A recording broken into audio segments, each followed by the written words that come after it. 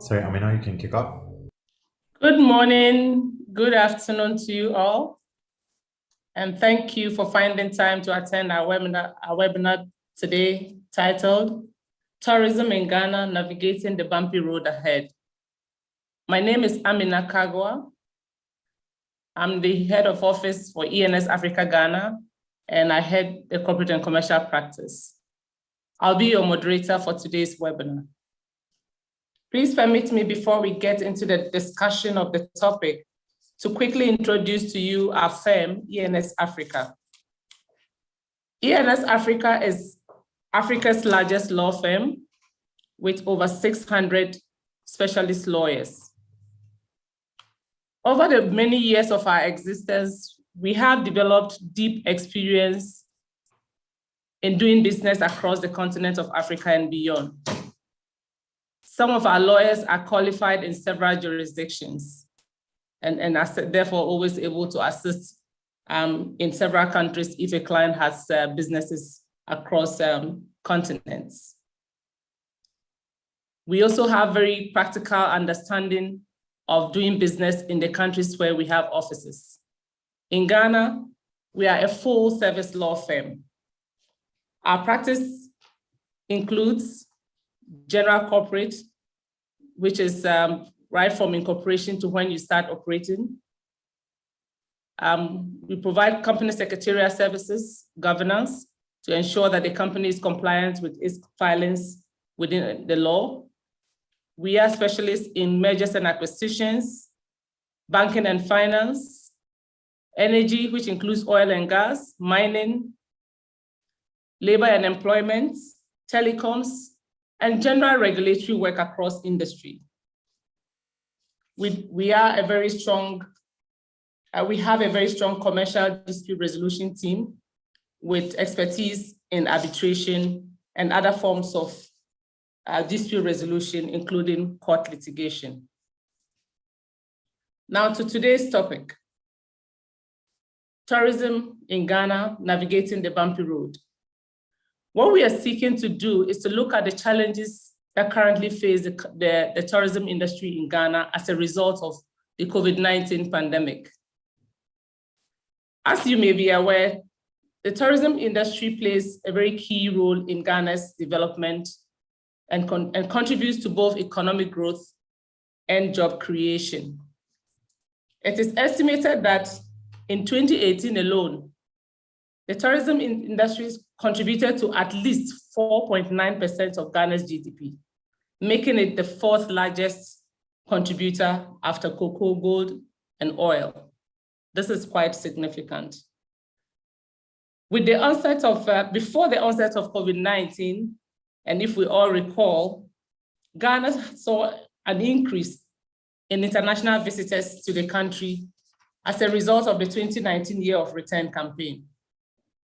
It is estimated that the campaign resulted in an 18% increase in international travelers to Ghana. Sadly, however, COVID-19 hit the world and our tourism industry has been heavily impacted. What we are seeking to do today is to highlight some of the challenges that the industry is facing. We hope that bringing together private and public sector participants in the form of our panelists today will first of all give us the opportunity to develop a balanced view of the industry. We will then look at the challenges, we'll identify what the challenges are, and hopefully we'll identify some measures that could be implemented. We have assembled for today's discussion esteemed experts on the subject matter of tourism. We have Mr. Kwesi Ajiman, who is the head of the Ghana Tourism Authority, and Mr. Kojo Benton Williams. Mr. Akosua Ajima is the CEO, as I said, of the Ghana Tourism Authority, which is the agency in charge of regulating tourism in Ghana. He has been at post since January 2017. Prior to his appointment, Mr. Akosua Ajima was a shareholding partner of Global Media Alliance, a media consultancy and broadcasting company, and was the president of the Ghana Independent Broadcasters Association, GIBA.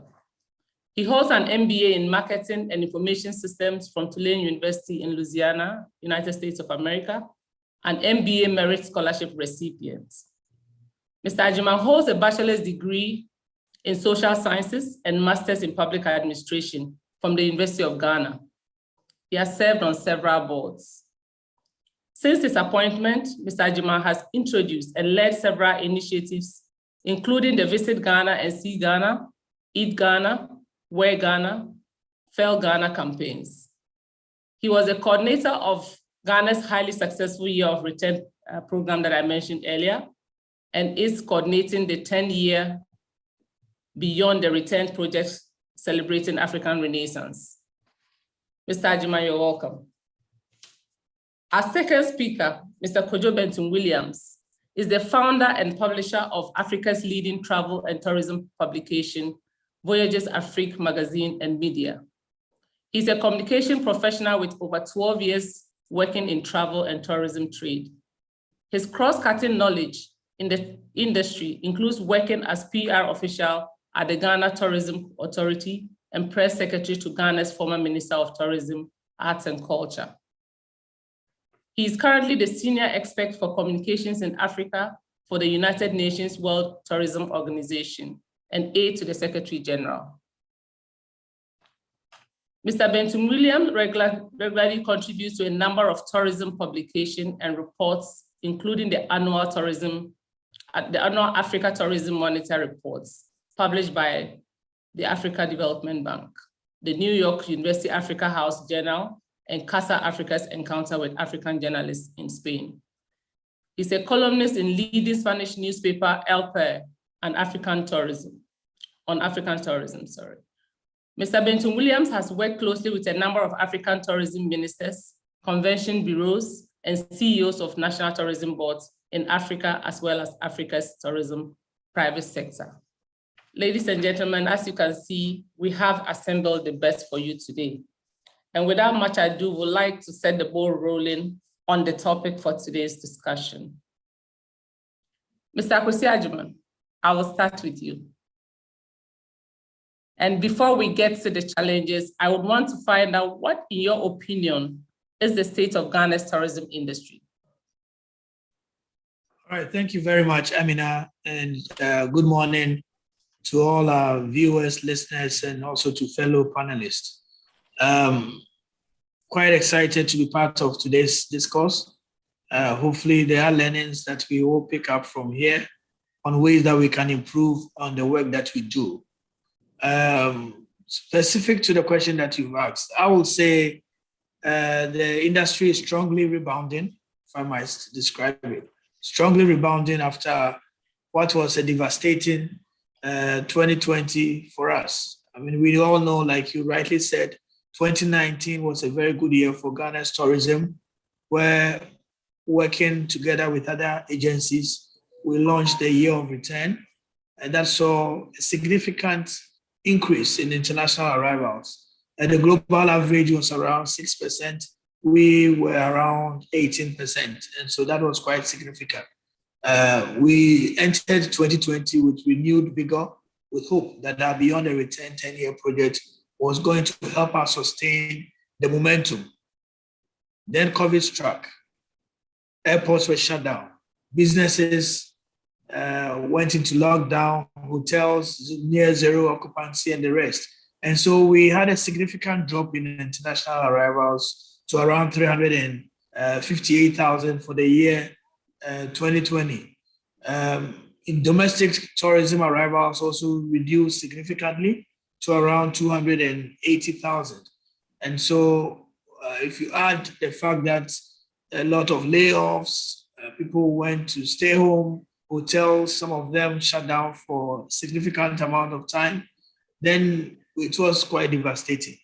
We used 2021 to start picking up the pieces because we realized that, like our president rightly said, we don't know how to bring back the dead, but we know how to resurrect livelihoods. And so we started that, trying to figure out how we could live with the pandemic within our tourism sector. So gradually working with the National COVID Task Force, the sector started opening up, first with events, then hotels also followed suit.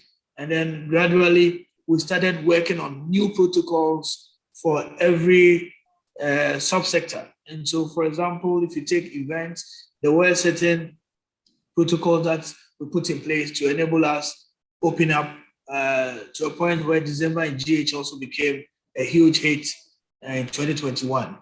And so overall, we've seen an increased number of arrivals, both domestic and internationally. So for international, we ended the year 2021 around 628 or so thousand arrivals. That's quite a significant jump from the 350, but still well below the 1 million, 1.180 that we finished the year of return in.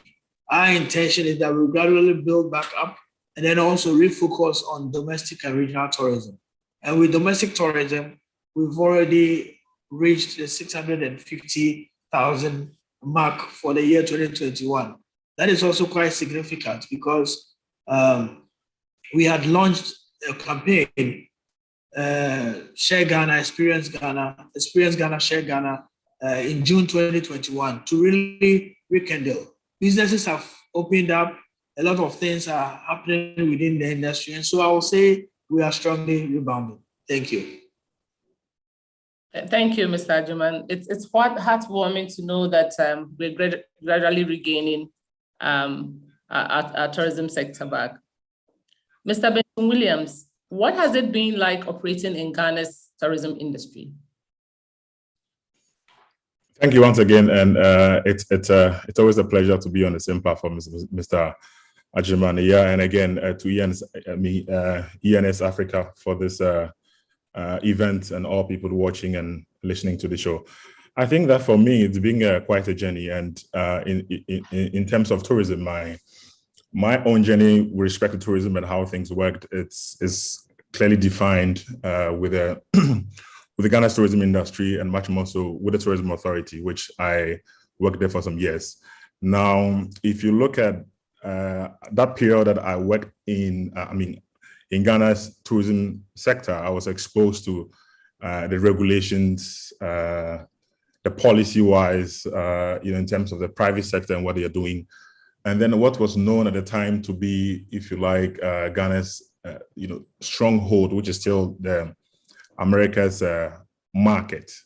And I would just digress a bit. So in terms of me working in there, I understood how things work, and then I was part of our processes to see how we can chart a new course. So we saw that the tourism levy was promulgated, and in fact it became an act. And then we saw the tourism levy and how it can change the face of tourism. But just to piggyback on what Mr. Agyemang said, it's heartwarming to see that tourism is beginning to see some rebound. Again, if you look at the last barometer that was released by the UNWTO in January, that said that, of course, there was a 4% growth, but still 73% short of pre-pandemic levels. Okay, so if you look at if Ghana made 600,000 in terms of tourist arrivals, and that's very significant. Again, having said that, I believe that if you look at the African context, and that one is, you need to give it to Mr. Agyemang and his folks at the Ghana Tourism Authority. They brought in what, like I said, was known as Ghana's comparative, and not just advantage, but its tourism was anchored on in terms of arrivals. So they developed the year of return, which was huge, and in fact, it catapulted the country brand to some levels. But in the course of time, I think that one thing that maybe we'll come to is the fact that they face obviously challenges. COVID came and the sector was exposed not only in Ghana, across the globe. And Africa, which we think that was well managed, we were hit with the problem of, in terms of the sole reliance on international travel. So it's welcoming that domestic tourism, as the CEO explained, they had made some gains on that front. Now, in terms of the growth of the sector, yes, the metrics that was used in,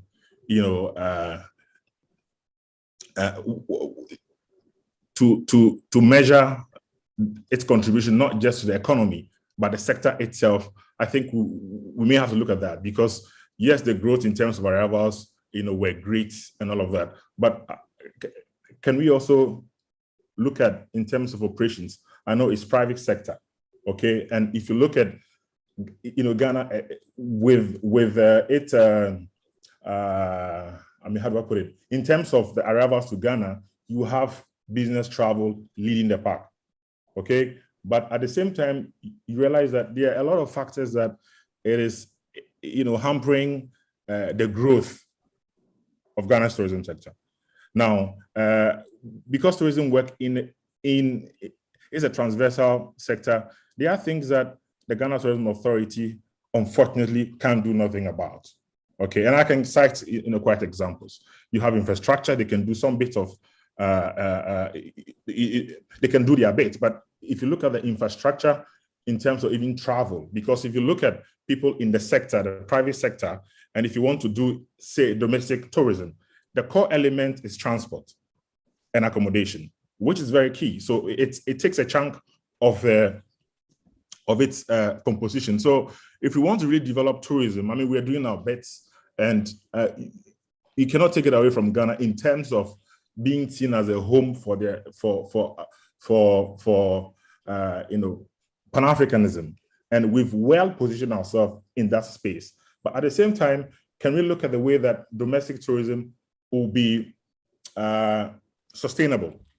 Okay, in a way that is very sustainable, and then we now get into an area that we really want to build resilience, not because of COVID, but building resilience that will span other, disruptions that, we will have in the future. So in terms of my preliminary comments on how Ghana's tourism is, it has a lot of potential. Unfortunately, we've not, maximized that, but there are things that is well beyond, the Ghana Tourism Authority, because the Ghana Tourism Authority, like I said, is doing its bit. But if you look at the chain, for example, I know again we will come there, but talking about how tourism is restarting right now, we're trying to eliminate things that doesn't make us competitive in the restart of tourism. Okay, and yesterday, as you read in Uganda, we don't have the same cases, but they've eliminated things like test on arrival.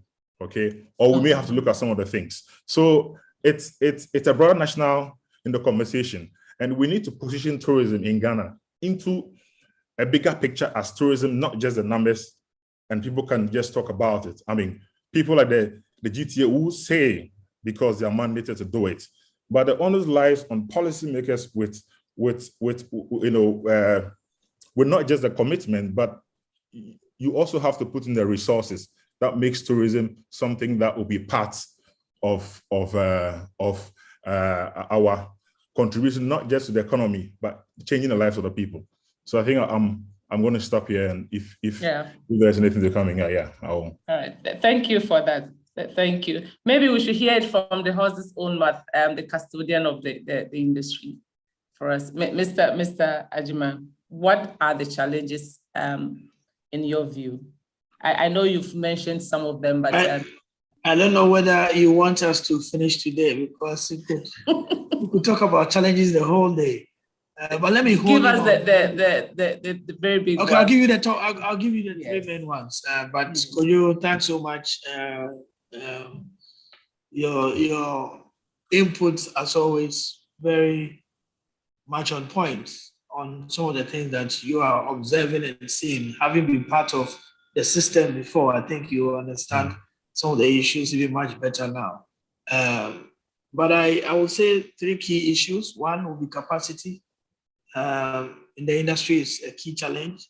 And by capacity, I think if you look at the value chain or even the employable skill sets that we have available, we don't have any training facility, really world-class, renowned training facility for, let's say, the below middle class level within the sector. A lot of people who go to, let's say, Cape Coast University, KNUST, and the rest go for degrees and their masters. But who is training the housekeepers? Who is training the frontline staff? Who is training the people who are waiting on people? And that's where you see a lot of customer service gaps. And so capacity is one major challenge, and also capacity in terms of business development. You've had people who have come into the sector not really understanding the whole cycle of tourism. And so you have some major business development capacity lapses also over there. And then technological challenges in terms of capacity. I mean, where you realize that the whole industry right now is moving digital, and you have business owners who don't even own a tablet, let alone are able to do anything on any machine. And so when we had the year of return, for example, we had a lot of complaints from a lot of the guest houses and budget hotels who said, oh, we didn't get, we saw businesses going to almost all the big hotels, but not to the ones on ground. I mean, budget hotels. But the question is, how many of them are even online? So if you take yourself out of the digital space, then it becomes difficult. But then you also realize that capacity within that sphere is not easily available. Now, the other challenge we have is also infrastructure. And with infrastructure, like Kojo indicated, I'll talk about TUE. We have the public infrastructure. So let's say roads to tourist sites, in some places, very bad roads, sanitation, and all those things are infrastructural issues that need to be dealt with. You have facilities where there are no washrooms and the rest. And then you also have the products development infrastructure. I mean, we've inherited a lot of facilities. God has been good to us. You have waterfalls everywhere you go. You have forests and all those things. Those are products anyway. But then how do you develop it? You need to add on a lot of infrastructure to make it, one, attractive, and then also be able to engage so that you get a lot of repeat visitation. So there is a gap there. And finally, the digital know-how is really not to the level that we talk about a lot of Ghanaians being on social media and the rest, but in terms of doing business using digital tools, it's still very, very low. And so if you're traveling to, let's say, my hometown in Dunkwa, and you wanted a hotel, I can mention only 2 hotels who are online. And so people expect that you will get to the station and ask somebody, please, where can I get to the nearest hotel? It doesn't happen anymore. And so we need to get to the level where people are utilizing digital assets. What has government done to address all of these? So for example, training, we had recently, we're currently working on a Ghana Cares Batapa project where we are offering training. We have teams going around, but that is really more or less bridging the gap, not necessarily going to systematically approach the challenge. And so long term, there are plans to establish a state-of-the-art school which will address everything within the value chain from the shop floor to the boardroom. And so training is one thing that is already happening under the Ghana Cares project. When it comes to infrastructure, over the last few years, we've added on our own certain products. For example, if you go to Bunsu, we work with the traditional council, the Abuaka Traditional Council, relaunch it as the Bunsu Eco Park, which is now a limited liability company with GT as a shareholding partner. And we've added on a lot of facilities, zip lines, other things into the Eco Park. And there's a further development currently ongoing to have a flower area, the herbal gardens, and all those things have been added on. You can talk about Tafia Tome, you can talk about Bushebu, Gulu, and all those things. So those things are going on, and hopefully it will add to the product development infrastructure. with the public infrastructure itself, engaging with the Ministry of Roads. This year, the minister has promised that 50 kilometers of road network to tourist sites will be added on to the road infrastructure. So we're hoping that the list that we've provided, for example, Boti Falls and other areas, will see the light of day. And in terms of the digital gaps that we see, we've launched a single window platform. So there's a Visit Ghana app now, which is downloadable and it's used for marketing. We are hoping that we can onboard almost all the tourist business establishments and hospitality establishments. And beyond that, we are also using it for our own operations. So currently our digital web that we do for our inspections that we do have all gone digital, where we're using these tools to speed up the process for operators and make sure that we will get it to the right levels, and also make sure that people can now easily access facilities wherever they are. So those are how we're addressing these three. But like I said, these are not the only issues we have with the industry. Like Kojo rightly mentioned, for example, how do we stay very competitive? Pricing is an issue. And if you have, for example, other countries waiving off COVID tests, we have a COVID test fee that you have to pay. Other countries giving further incentives for people coming into the destination, and we don't have.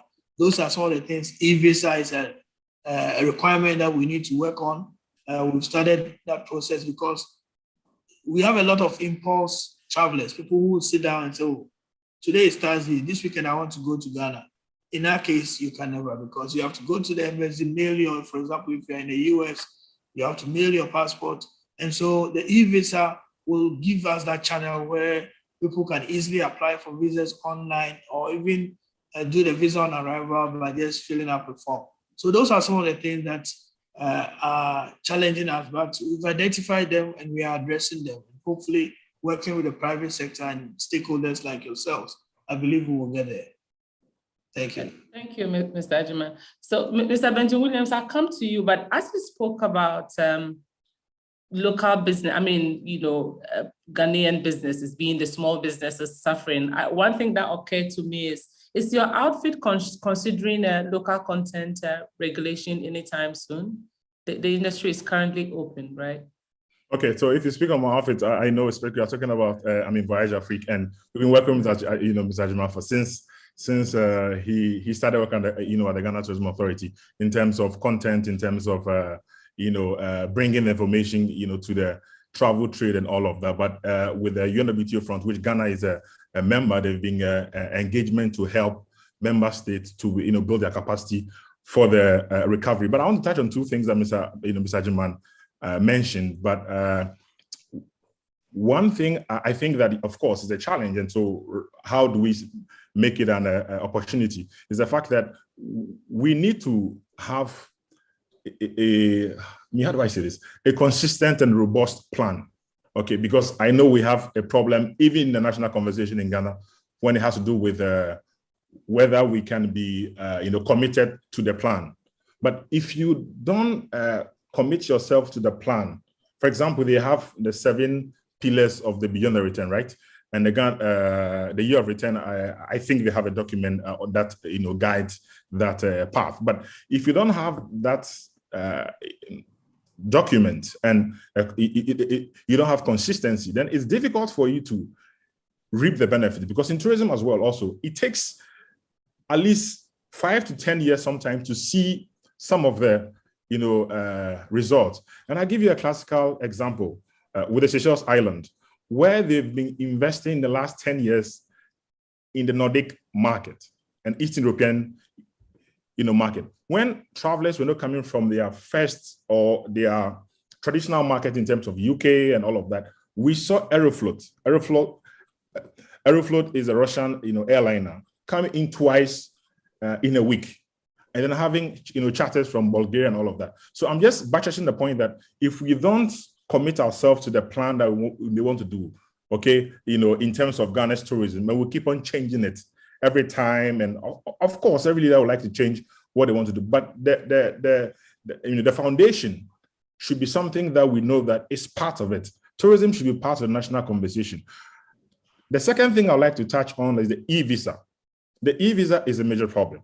Okay, now if you take the e-visa out and even go to what is happening right now, it is how uncompetitive the visa fee, if you're an African and you want to come to Ghana on visa on arrival, it's $150 US.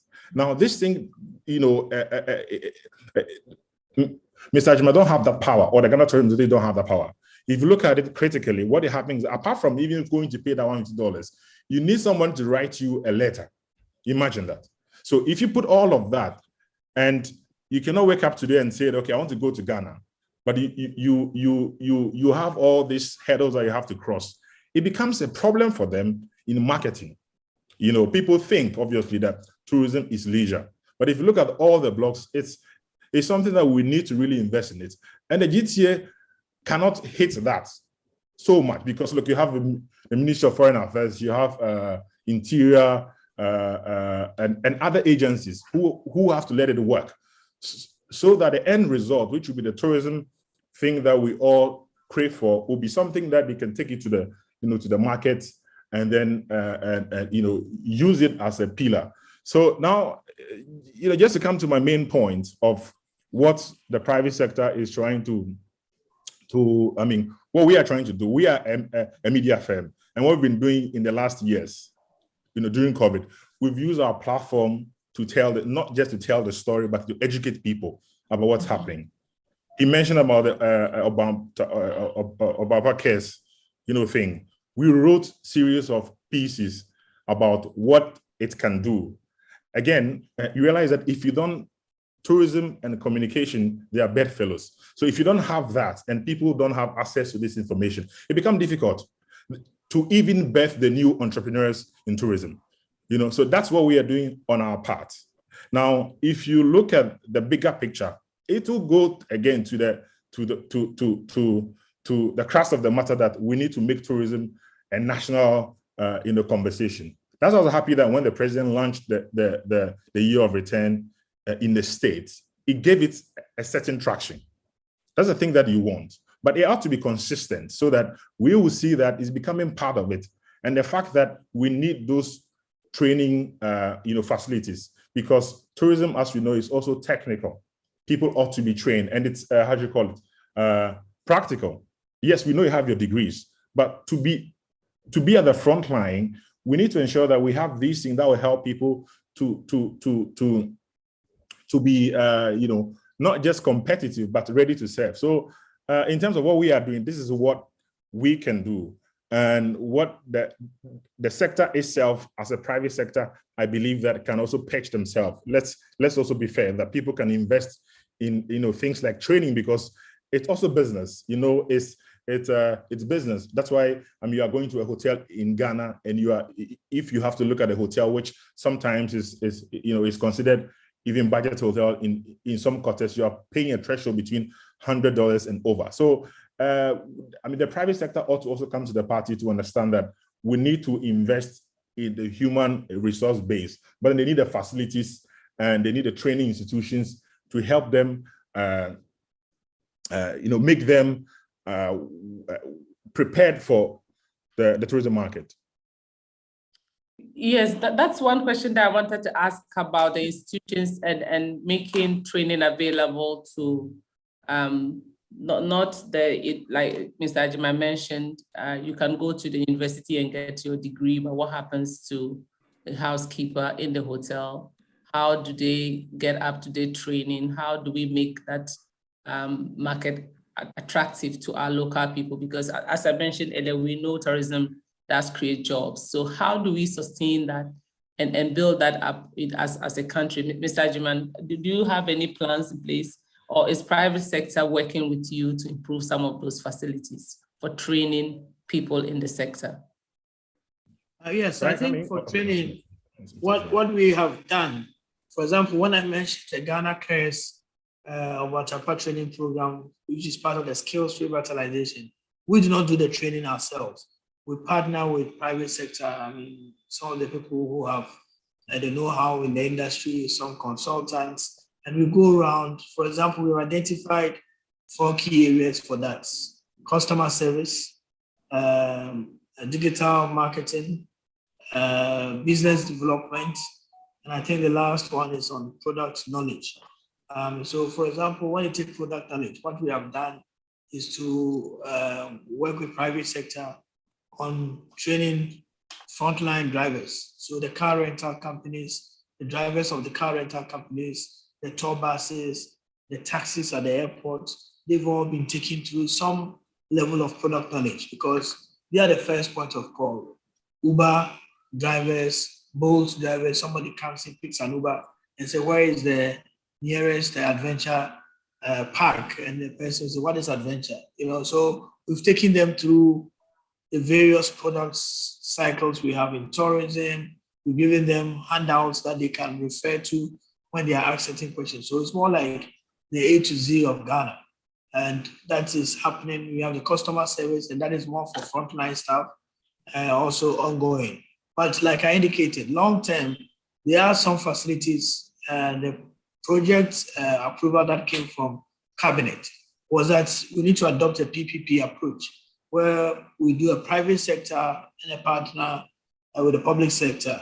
I mean, the reason being for training to be effective, especially within the space that you have, you want practical and hands-on training, not just somebody going to school and coming out. They've learned about waiting or whatever it is. They have never been to a restaurant before. So what we are trying to do is to get private sector, and so you house the school within the facility itself. And so some of the hotels have come up. We've engaged. There's some discussions ongoing where you have a facility where now you can do practicals.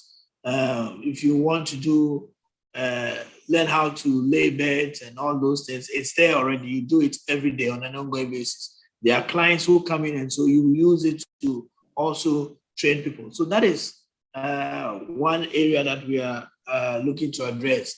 The rest, like I indicated, things like e-visa. Last year, for example, we advertised for a service provider for e-visa. There are about 4 ministries involved in that. You have the Ministry of Foreign Affairs, because they are responsible for the missions abroad.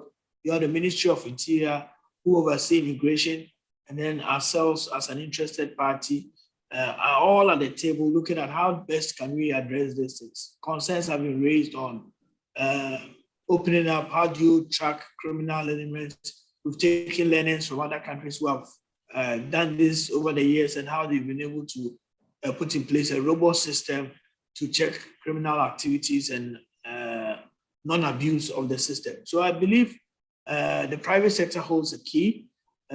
Tourism is really private sector driven, because at the end of the day, we can focus on the infrastructure, we can focus on the products. But if you don't have the people who are doing the actual sales of the products, then you won't get to where you are. So when we started this domestic marketing drive, we got the Tour Operators Union of Ghana, Madam Alisa, then the Ghana Hotels Association, Dr. Nyamike, and the team to sit together with us. They came up with certain product categories and we jointly marketed it.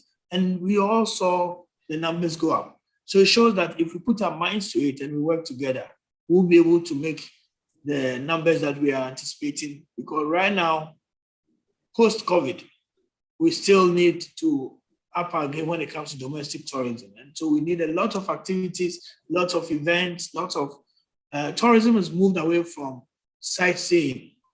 People now want to be part of a certain activity happening.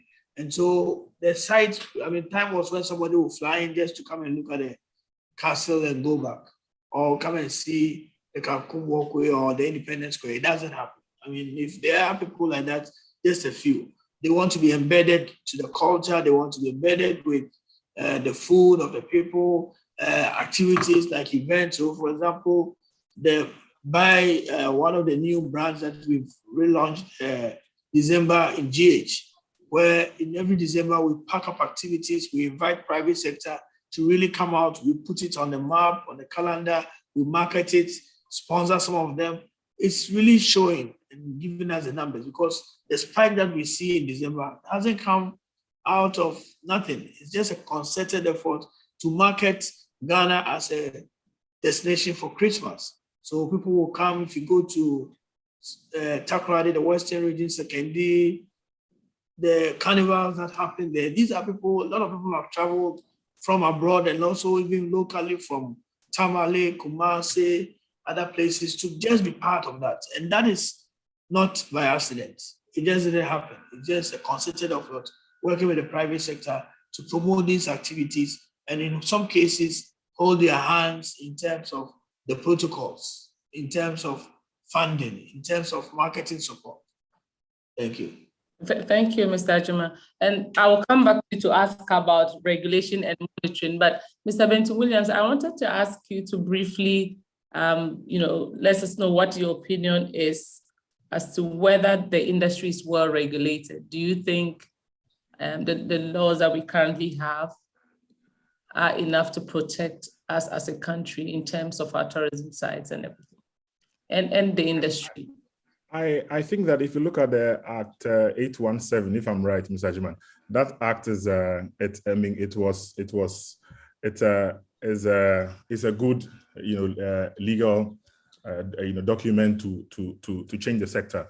But I think there are other, I'm not a legal person, but I think there are other regulations, exactly, policy documents. Now, one thing on that specific area is that we have to be able to enforce accessibility. So you realize that not all, and this thing generally in Ghana, it was a new phenomenon, so that if you have somebody who is physically challenged and all of that, they're able to access some facility. So these are a great area because tourism is evolving, and in fact, our way of lives are also evolving. So we can look at places that we can make it better in terms of the regulations.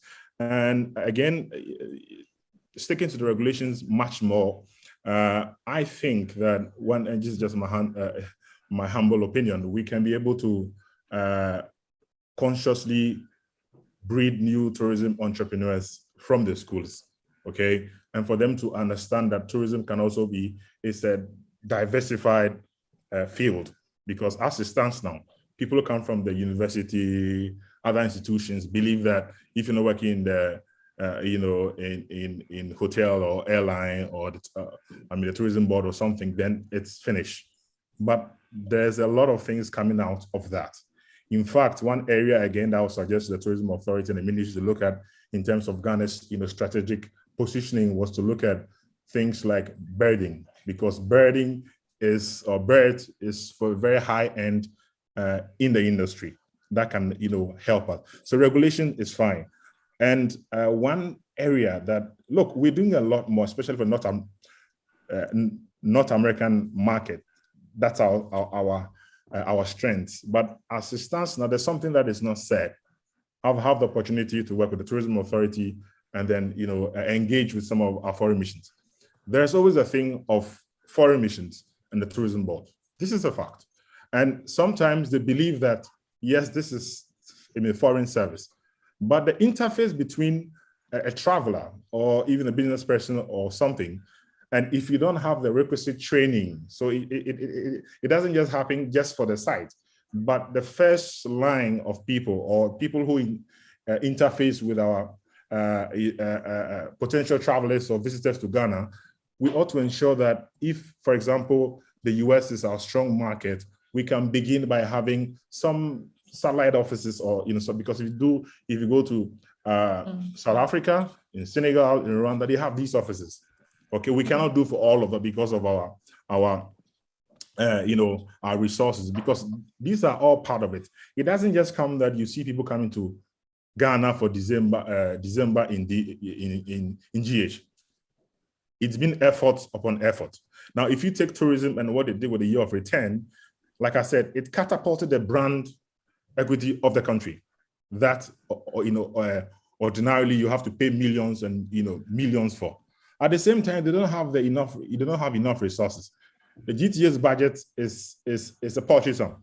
It cannot run travel shows. So if you go to exhibitions, it may sound like I'm digressing a bit, but if you go to travel shows and then you just go one and you stop and you don't invest in the market, it'll be difficult for you to keep track of what you want to do. So I believe that we should put in a lot of resources in tourism marketing. And the building capacity also means that let's make the regulator or the tourism board somewhat independent. If I say independent, meaning that they have a lot of resources, they can also recruit and look, with all due respect, I mean, there are a lot of great guys out there who are doing things for the Ghana tourism sector. But if you want to compare what is happening, because people will say, okay, look at Rwanda, look at South Africa, look at Seychelles, all of that. They have good budget. And for you to sign 33 million deal with PSG or Arsenal is not a joke. So we have to understand that, so that when we are measuring our expectation of our tourism sector, we take all this into consideration. Mr. Benton William, let me interrupt you a little and announce that if anybody has a question, they can raise up their hand, or you can type your question in the chat box, and then our panelists will answer the questions. If you have any questions, please go ahead and put up your hand, or you can put your question in the chat box. Yes. So just to wrap up on my point, I believe that the tourism authority ought to be resourced well enough, for it to be a bit independent, so that people know what is it that they have to invest in. Tourism is not just a leisure. We're in a country that is seen as entertainment. The value of tourism can change a lot of the lives of the people. It's not seen in that sense. So that when you travel or you go for exhibition or shows, it's considered as just traveling for traveling's sake. So we have to look at that. I'm going to be very provocative here with respect to regulations again. I think, and I believe it's that if GTA may want to consider, they probably may want to look at a model that is been done in South Africa and Rwanda, having like the grading council. I mean, in this aspect, you probably can have the inspectoral directorate as a separate thing that would also give GTA the mandate and the mind and the focus to be marketing the country, because as it stands now, they are doing regulation, they are doing marketing, and are somewhat even doing training. So it's a whole lot that you put together for them, and if they can do that, it would also help help them to build a strong, resolute, and very robust tourism sector. Thank you. Thank you, Mr. Benton Williams. Do we have any questions from our audience? Okay. While we wait to see if we have any questions, Mr. Akwesi Agyemang, I wanted to quickly ask about regulation and monitoring, maybe more monitoring of the industry. Just your thoughts on it as an authority. All right, thank you. And I think you rightly hit the nail on its head. I mean, the work that we do, for the most part, is, 70% of the work that we do is really regulation. And that takes a chunk of our time. If you look at all the facilities that we have, currently we have almost 10,000 licensed facilities. And these 10,000 licensed facilities, you have people walking in, checking their facilities, services, and other things to give them a license to operate. And we do that every year. In some cases, we even do it twice a year for the app market. And there are sheer amounts of time and energy that you focus on really getting people going around in our regional offices. That's about half of the work that they do. Almost all the work that they do. Checking out facilities, making sure that they have the right environment and licenses and other things.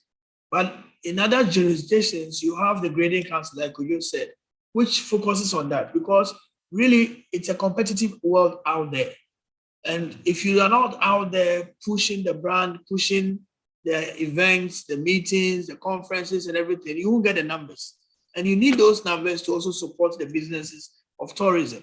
And so it's more or less like a chicken and egg situation, where the more you start pushing in, the numbers start coming in. If you're not careful, the quality assurance work suffers, because then you are overwhelming the system. They are not used to those numbers. And also you are doing both. You are marketing and also saying at the back end, the facilities have to be at a certain level. So in the long term, I think we need to take a very serious look at that. We've had that discussion with the ministry, which is our mother ministry, in terms of policy direction, that if we could separate marketing, I mean, other countries have done it, Barbados have done that, South Africa has done it, Rwanda and other places are on the same tangent. And I think it's a new trend and we have to also go that way. In terms of the other regulatory work that we do, there are so many other, if you look at the Tourism Act, we just scratched the surface. For example, tourist sites and attractions. Only last year, we started with a legislative instrument and started licensing them. So all these years, places like the museums, the Kakum and all those things, they're just operating because they are under Forestry Commission. But now you have to apply for a license, you'll be inspected, we have to look at the safety audits of these sites. You know what happened in Kintampo, for example, and when we went in to do a safety audit, we realized that a lot of safeguards were missing. And because in the past we have not regulated tourist sites per se, somebody wakes up in the morning, there's a waterfall behind their window. They say, oh, we have a tourist site. The following day, people start coming in, no washrooms, no infirmaries. If there's fire, I mean, there's a tree nearby that can fall, and it may fall. And so these are some of the things that you need proper regulation and somebody focusing on it. If you mix it with marketing, the way we have, one leg may suffer. In our case, we've been able to do a right balance because we have a very strong team at the Quality Assurance Department, and over the years, we've used inspectors. But eventually, I think something must give. And I believe that if we can get that arm's length relationship where marketing is focusing on marketing, because that's all you see. Rwanda, South Africa, Dubai, you have them, they are going around engaging with tour operators. So if you go to any tour operator, we engage with some tour operators from Italy, and they say, look, Senegal is always here. Senegal is always engaging with us. They are sending us birthday cards, they are doing this. So when somebody walks into our office or calls and say, hey, where do I spend my summer? They don't even think twice, Senegal. But when you are coming in as Ghana, we don't know you, we don't engage with you, it's difficult to sell a destination that way. So there's a lot of work that we have to do in terms of marketing, but we get pulled back because we also have to make sure that our quality assurance work is running effectively. And like we just said, I'm sorry to interrupt you. There's a question which I want you to, we have just a few minutes left, but somebody wants to know what private sector can do to support the government. The questioner is saying they feel as though the industry is working in silos. I mean, the two... not at all, but we always, not at all, we always welcome. We currently have set up, even because of that, set up what we call a PPPF, which is the Public-Private Partnership Forum.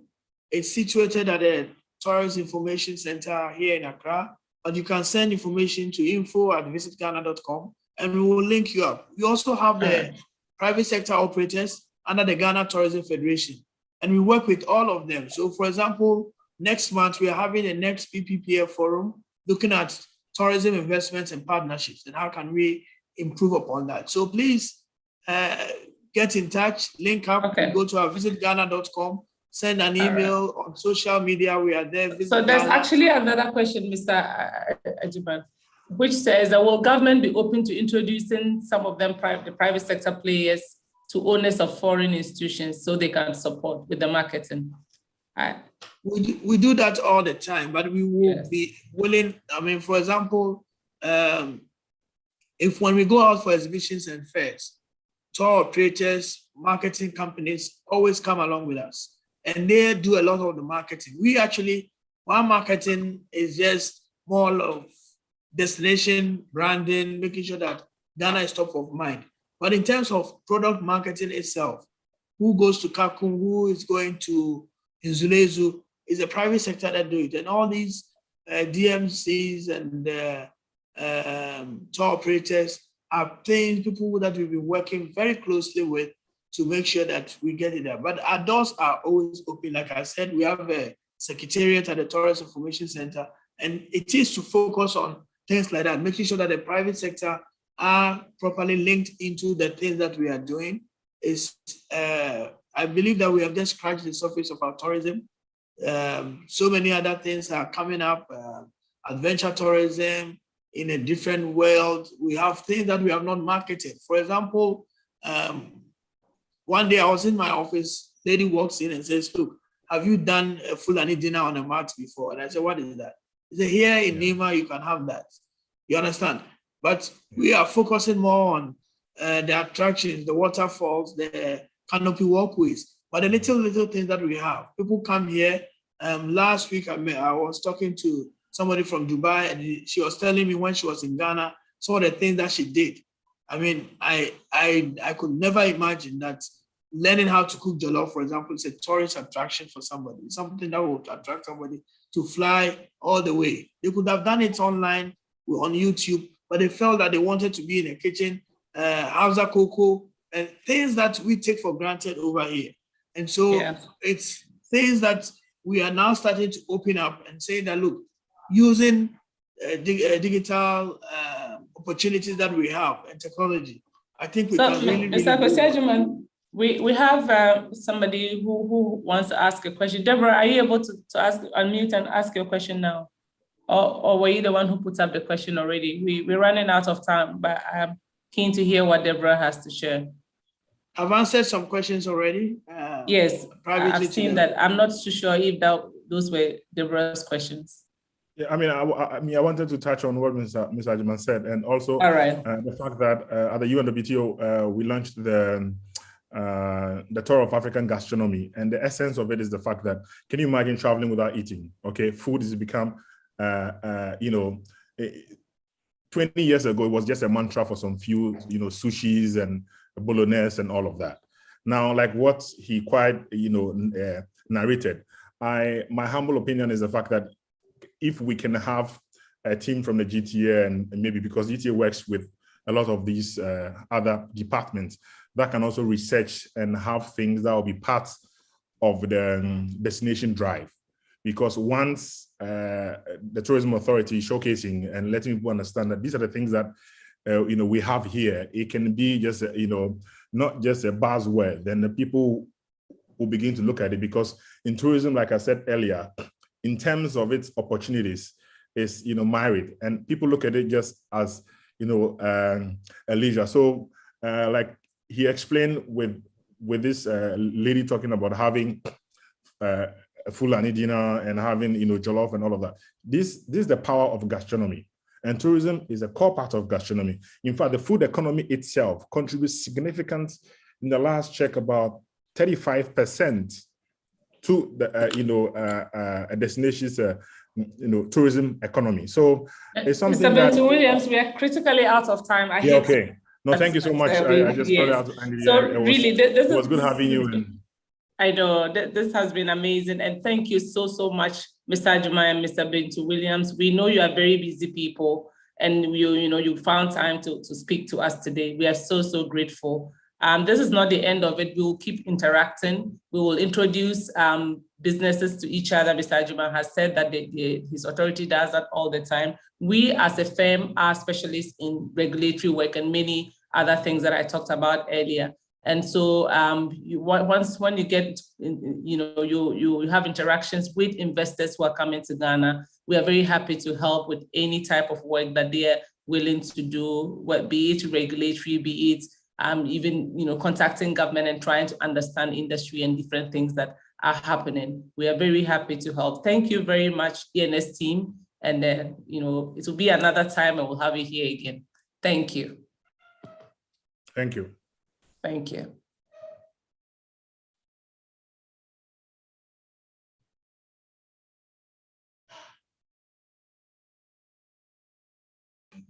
Thank you. Thank you, Mr. Ajman.